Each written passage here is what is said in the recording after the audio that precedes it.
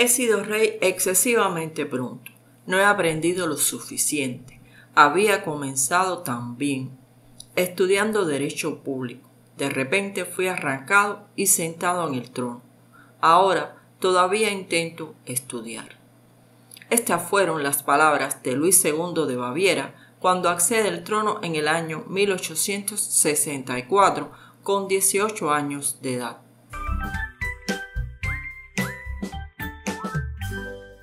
De todos los reyes sobre los que he tenido la oportunidad de leer, Luis de Baviera ha sido un rey diferente.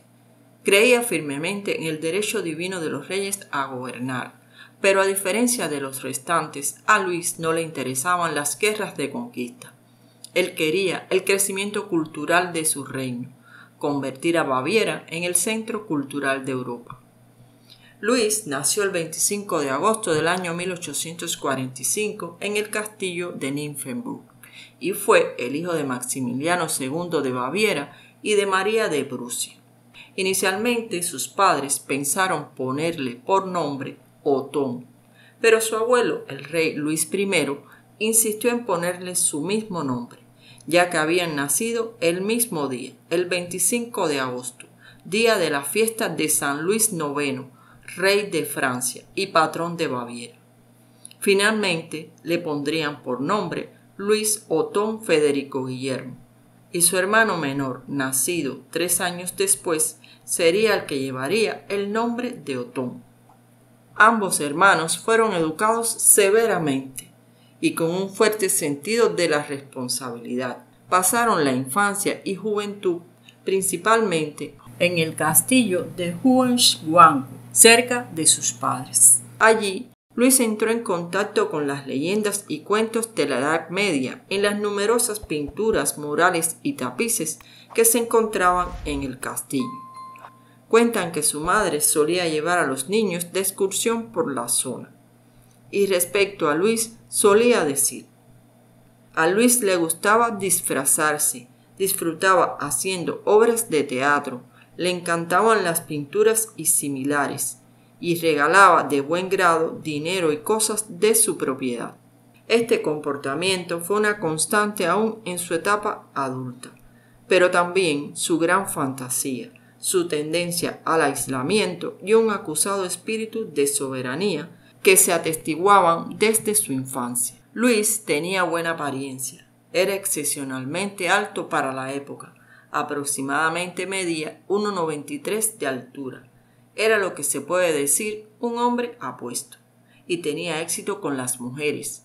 Durante su adolescencia forjó una estrecha amistad con su ayuda de campo.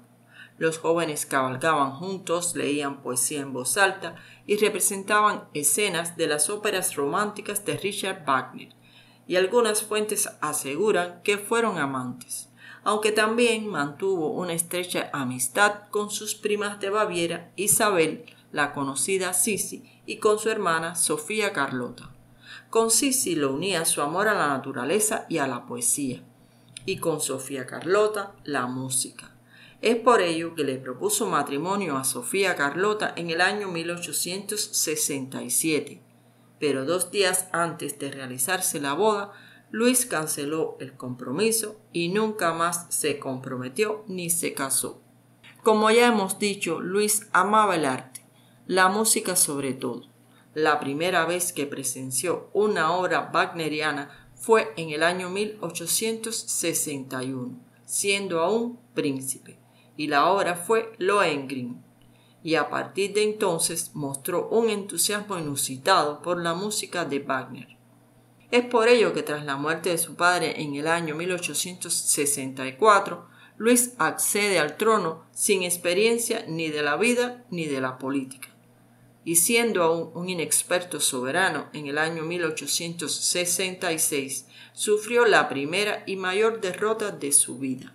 Baviera, aliada con Austria, es derrotada durante la Guerra Alemana del año 1866. Sin embargo, en la Guerra Franco-Prusiana del año 1870, Baviera se puso del lado de Prusia contra Francia, y tras la victoria prusiana, Baviera pasó a formar parte del nuevo imperio alemán, compuesto por 22 monarquías encabezadas por la monarquía prusiana, cuyo rey se convertiría en el emperador alemán. Y los dos candidatos para ser el nuevo emperador del imperio fueron Luis de Baviera y su primo Guillermo, que hoy sabemos que fue el elegido.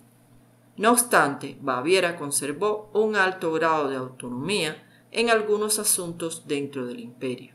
Pero Luis, desde que había asumido el gobierno en 1864, se había planteado un objetivo: convertir su reino en el faro cultural de Europa, alejarse de toda guerra y llenar de museos, óperas y escritores su reino, fundar teatros y bibliotecas, invertir todo el dinero posible en el crecimiento cultural de su reino.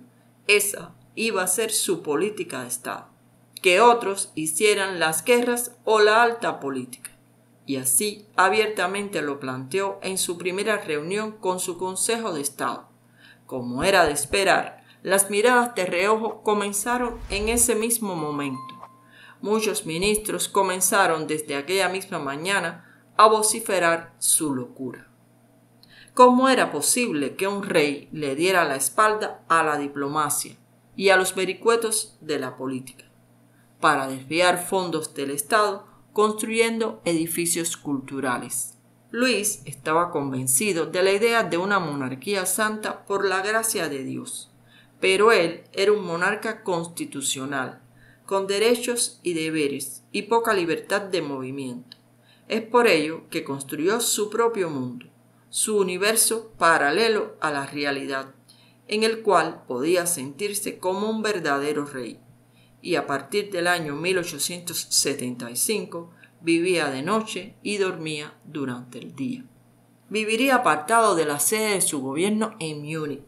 Desilusionado de gobernar en la época en que le había tocado, se fue retirando cada vez más de la capital, en la que se suponía que debía residir un mínimo de meses al año, cumpliendo tan solo con este mínimo exigible y haciendo que sus ministros se trasladaran al castillo de Linderhof, donde residía habitualmente. Pero contrariamente a la creencia popular, Luis llevó a cabo todos sus asuntos oficiales concienzudamente casi hasta el final de su reinado, manteniendo una comunicación fluida con el Consejo de Ministros y el resto de su gabinete. Una de sus frases más comunes era: «Un eterno enigma quiero permanecer para mí y para los demás». Y a medida que aumentaba su odio hacia la vida que llevaba, también crecían las dos grandes obsesiones en las que se refugiaba: la arquitectura y las creaciones artísticas de Richard Wagner. Quería llevar al compositor a Múnich. Por ello, tan pronto asumió el trono en el año 1864, llamó a Wagner a la corte. Hoy he sido llevado ante él. Por desgracia, es tan bello y genial, inspirado y magnífico, que temo que su vida se desvanezca como un fugaz sueño divino en este mundo malvado. De la magia de sus ojos no puede usted hacerse ni idea. Si pudiera sobrevivir, es un milagro demasiado inaudito. Así escribiría Richard Wagner tras su primer encuentro con Luis de Baviera. En los siguientes años, Múnich, la capital de Baviera, se convirtió en la capital musical de Europa, con los estrenos de las óperas Tristán e Isolda en 1865, Los maestros cantores de Nuremberg en 1868, El oro del Rin en 1869 y La Walquiria en 1870. Con ello, Luis continuaba brillantemente la tradición de mecenazgo de la dinastía Wittelsbach. Pero un escándalo amoroso protagonizado por Wagner y las continuas interferencias de éste en la política del gobierno de Luis le ganaron el rechazo del pueblo, y el músico tuvo que abandonar Múnich a finales del año 1865. Pero Luis continuó sufragando el costoso mantenimiento del talento de Wagner y contribuyó con la financiación de un teatro dedicado a las obras de Wagner en Bayreuth, Alemania, una idea que el célebre músico acariciaba desde tiempo atrás y que es la sede del festival de música del mismo nombre y que actualmente se conserva.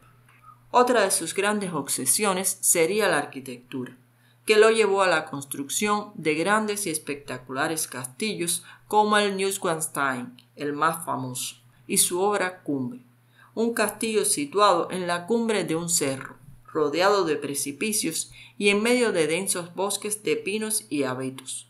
Este castillo de hadas despliega una arquitectura de fantasía que nació de su imaginación. Y aunque fue construido por un grupo de arquitectos, el rey supervisó a pie esta monumental obra de la que se dice que se inspiró Walt Disney para crear el castillo de la película La Bella Durmiente.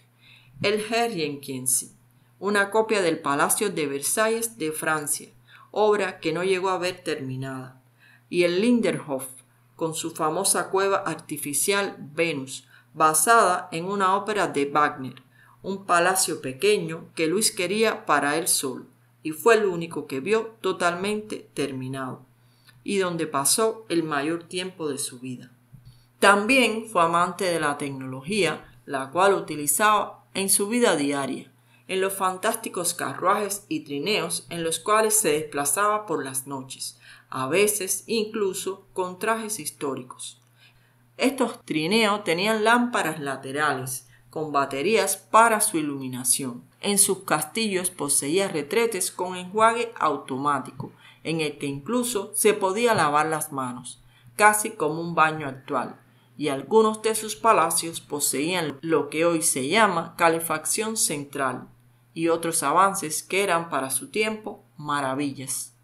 Casi al finalizar su castillo de Neuschwanstein, su obra cumbre, se muda allí, y de a poco dejará de hacerse ver, se aísla, se confina a sí mismo, y ve óperas cada noche, que se hace representar allí mismo como único espectador en una enorme sala vacía, y deja de preocuparse por el gobierno, y ese encierro lo aleja del mundo exterior.